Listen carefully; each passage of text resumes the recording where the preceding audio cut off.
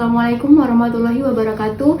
Perkenalkan, saya Wilami Dianindya, mahasiswi S1 Kebidanan Alih Kredit Universitas Kusumawasida Surakarta dengan nomor induk mahasiswa AB 222050.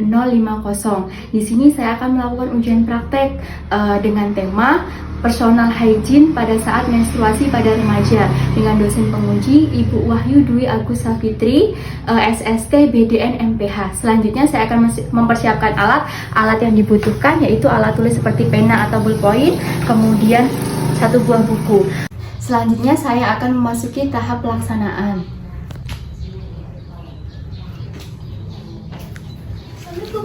Iya, salam. Silakan masuk, Mbak. Silakan duduk ya. Untuk menjaga privasi, saya akan menutup pintu ya.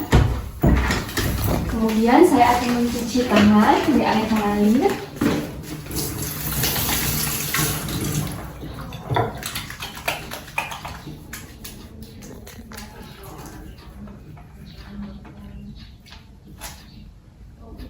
Kemudian mencuci air mengalir, kemudian keringkan menggunakan tisu.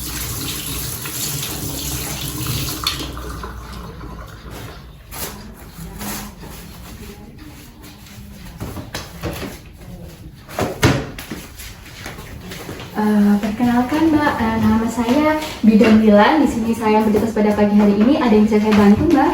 Saya mau untuk keluar saya. Keluhannya apa ya Mbak ya? Kata-kata Bu di bagian Mana? belakang. Oh iya.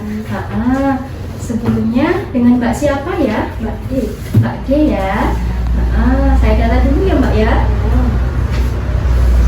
Mbak umurnya berapa Mbak? 16 tahun. 16 tahun. Rumahnya di mana? Jalan Kenanga nomor 2. Jalan Kenanga nomor 2 ya Mbak ya.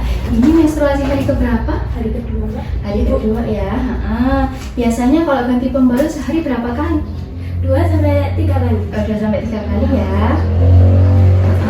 Baik Mbak, setelah Mbak memberitahu apa keluhannya, di sini saya akan memberikan sedikit informasi atau edukasi tentang personal hygiene pada saat menstruasi. Tujuannya agar area kewanitaan Mbak terhindar dari infeksi. Apakah Mbak bersedia? Baik, jika Mbak bersedia, mohon kerjasamanya ya Mbak ya. Dari hasil pemeriksaan yang saya lakukan, semua dalam keadaan normal ya Mbak ya. Tekanan darah Mbak normal 110/70, kemudian nadi Mbak juga normal 86 kali per menit, pernapasan Mbak juga normal 20 kali per menit, dan suhu Mbak juga normal 36,4 derajat Celcius. Memang terlihat kemerahan di lipatan paha ya Mbak ya. Katanya di bagian situ ya Mbak ya. Iya Bu. Sebelumnya apakah Mbak sudah tahu apa itu personal hygiene? Belum ya. Baik, di sini saya akan menjelaskan apa itu personal hygiene. Jadi personal hygiene itu adalah tindakan atau upaya seseorang untuk menjaga atau memelihara area kewanitaan pada saat menstruasi agar terhindar dari infeksi. Nah, di sini juga ada faktor-faktornya. Faktornya itu ada 7. Yang pertama itu ada citra tubuh atau penampilan.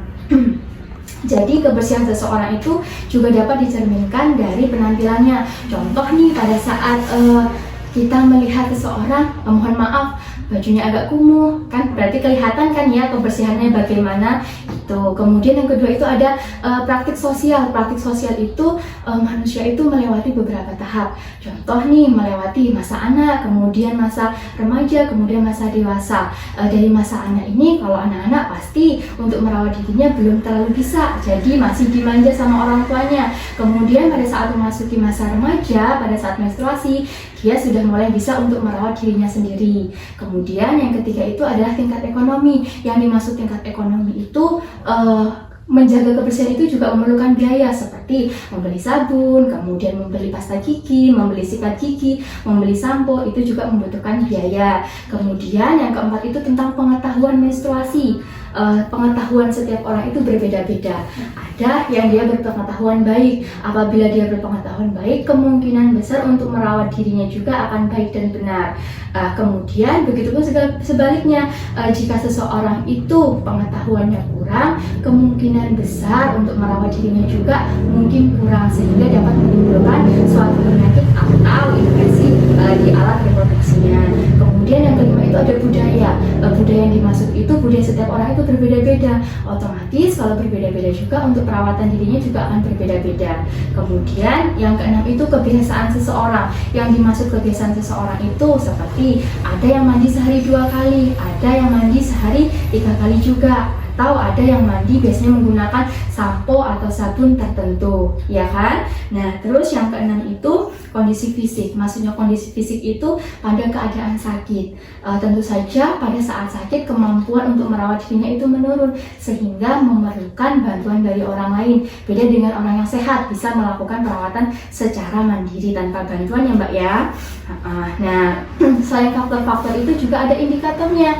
Indikator yang mempengaruhi personal hygiene itu ada 6. Yang pertama itu adalah perawatan kulit atau wajah. Perawatan kulit atau wajah itu kulit di wajah itu sangatlah sensitif, apalagi pada mbak-mbak yang remaja putri kayak gini, karena pada saat menstruasi itu kelenjar sebasius itu meningkat sehingga produksi keringat itu juga meningkat, maka bisa menyebabkan timbulnya jerawat. Maka kita harus rajin-rajin untuk mencuci muka, bisa sehari 2 kali atau sampai 3 kali juga bisa ya. Kemudian yang kedua itu kebersihan rambut. Yang dimaksud kebersihan rambut itu sama, pada saat menstruasi juga reproduksi keringat itu meningkat sehingga kepala mudah berketombe. Jadi kita harus rajin untuk keramas minimal 2 hari sekali lah ya. Kemudian hindari untuk mencabut bulu kemaluan. Karena apa? Karena pada saat kita mencabut bulu kemaluan ada bekas lubangnya. Nah, lubang itulah yang menyebabkan jalan masuknya kuman dan bakteri sehingga bisa terjadi iritasi. Kemudian yang ketiga itu adalah kebersihan tubuh atau organ genital. Pada saat cuaca yang panas nih, otomatis kan kita akan mudah berkeringat, apalagi di lipatan-lipatan. Nah, itu bakteri itu mudah berkembang biak di lipatan-lipatan paha itulah gitu. Jadi kita pada saat menstruasi harus rajin untuk merawat area wanitaan kita dengan cara menggunakan air yang bersih, kemudian dengan cara yang benar dari depan arah vagina sampai ke belakang dengan arah anus. Kemudian kebersihan pakaian sehari-hari. Yang dimaksud itu mengganti pakaian sehari-hari itu adalah wajib ya. Gunakanlah pakaian yang menyerap keringat, kemudian yang berbahan kaos, dan hindari pakaian celana dalam itu yang ketat, bagusnya itu yang longgar. Karena area kewanitaan itu kalau kita menggunakan celana dalam yang ketat otomatis akan lembab dan dapat menyebabkan iritasi. Kemudian penggunaan pembalut. Pembalut juga kita harus memilih. Pilihlah pembalut yang bersih, kemudian yang menyerap daya seratnya yang tinggi, kemudian hindari yang mengandung parfum agar pada saat kita menggunakan kita merasa nyaman. Kemudian apabila terasa penuh segera kita ganti gitu, jangan nunggu nanti-nanti karena itu dapat berkembang biaknya jamur gitu ya. Nah, ada juga tindakan yang dilakukan untuk menjaga kebersihan pada saat menstruasi ya Mbak ya. Seperti mencuci muka sehari bisa 2-3 kali. Kemudian mencuci rambut atau keramas minimal ya 2 hari sekali lah ya, jangan lama-lama. Kemudian mandi yang bersih minimal ya sehari 2 kali, jangan cuma sekali ya. Kemudian memotong dan membersihkan kuku. Kemudian mencuci tangan sebelum dan sesudah memegang alat genitalia. Kemudian membersihkan alat genitalia dengan air bersih. Hindari menggunakan parfum atau dikasih bedak-bedak juga nggak boleh. Kemudian nggak boleh juga dikasih antiseptik untuk membersihkan area genitalia, nggak boleh ya. Kemudian membasuh genitalia itu bagusnya dari depan ke belakang, yaitu dari vagina ke anus. Kemudian ganti pembalut itu bagusnya 4-5 kali dalam 1 hari, atau setelah mandi, atau setelah BAB, atau setelah pipis itu bisa, atau terasa penuh segera ganti. Jadi jangan cuma 2-3 kali sehari, itu kurang banget ya. Kemudian mencukur dan membersihkan bulu kemaluan agar terasa nyaman dan tidak gatal. Nah, dari tindakan-tindakan untuk menjaga kebersihan itu apabila tidak dilakukan ada dampak yang akan terjadi. Dampaknya itu ada 2. Yang pertama itu ada dampak fisik dan dampak psikososial. Dampak fisik yang terjadi itu adalah menimbulkan infeksi pada alat reproduksi seperti kanker leher rahim, kemudian keputihan. Nah, jika itu tidak diatasi maka bisa menyebabkan kemandulan. Kemudian yang kedua ada dampak psikososial, jadi hilangnya rasa nyaman karena kurang kebersihan dari kita. Nah, bagaimana Mbak? Apakah Mbak sudah paham? Ya, sudah. Baik, ada yang ditanyakan? Untuk Oh, tidak ada ya Mbak ya? Baik, kalau emang tidak ada, mungkin hanya itu yang bisa saya sampaikan. Semoga bermanfaat dan dapat diterapkan di kehidupan sehari-hari. Terima kasih ya Mbak atas kerjasamanya ya Mbak ya. Kemudian mencuci tangan di air mengalir menggunakan sabun.